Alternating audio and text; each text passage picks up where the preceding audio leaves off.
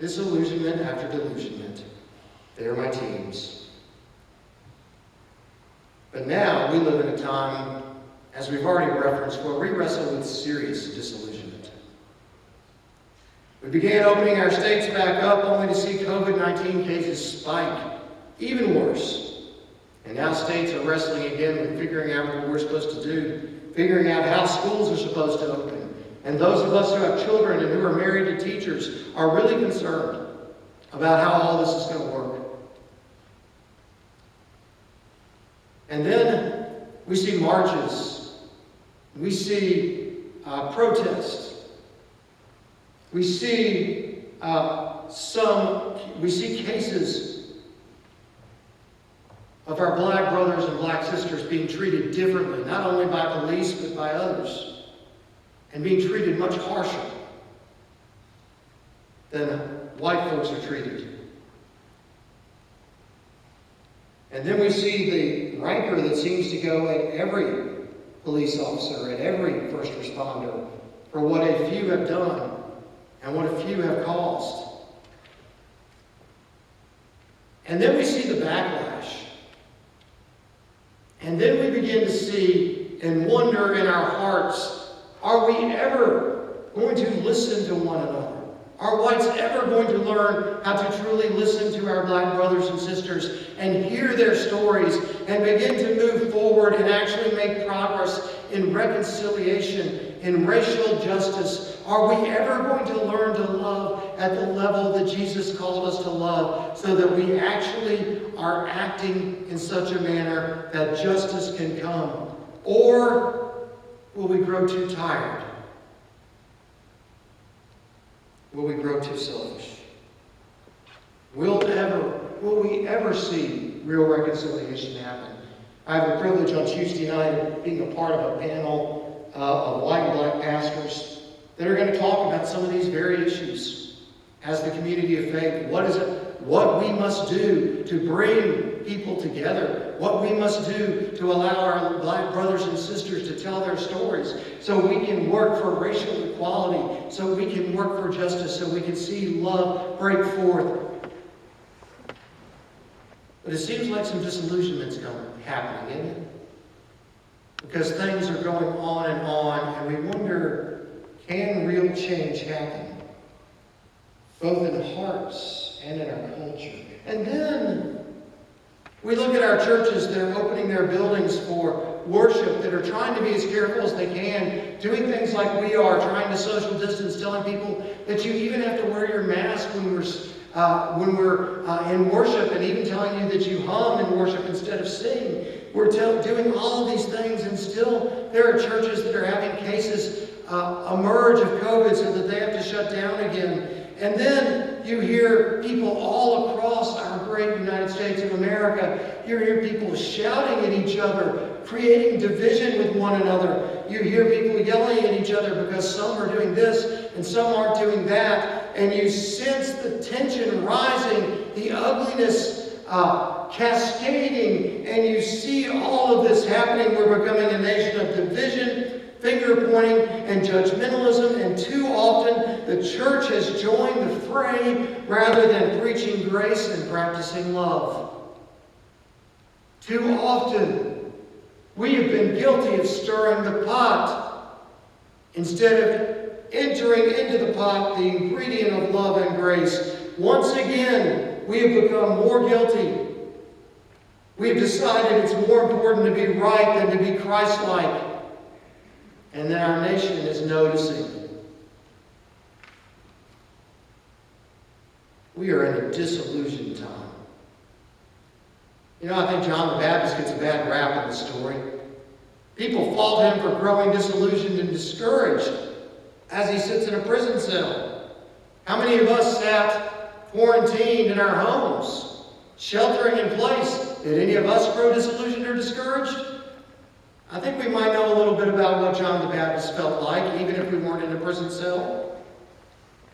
Friends, becoming discouraged and becoming disillusioned is not a sin. It's how we handle it that becomes the sin. It's, do we allow it to overwhelm us and become the defining features of our life that we allow? Are we becoming ones who export discouragement and disillusionment to others? Or are we becoming ones who did what John the Baptist did and take our disillusionment and discouragement to Jesus? Now, he didn't go to Jesus himself. He's in prison. But he sent messengers to Jesus because he figured the only place I can find any healing, the only place that I can find a way through this discouraging season, this disillusionment, is to take my concern to Jesus. Now, Jesus knew who John the Baptist was. As a matter of fact, verse 18 tells us that all the things Jesus had been doing, John's disciples had already told him about what Jesus had been doing. He had already told John about the young man who was raised from the dead at Nain, about the centurion whose servant was healed, and the centurion's great faith. John the Baptist had already been told about Jesus' powerful and profound teaching, and he'd been told even about the man whose hand, who was shriveled up, was healed on the Sabbath. John the Baptist knows who Jesus is. He's heard what he has done, and he still asks the question, is this what we're supposed to expect? Or should we look for someone else?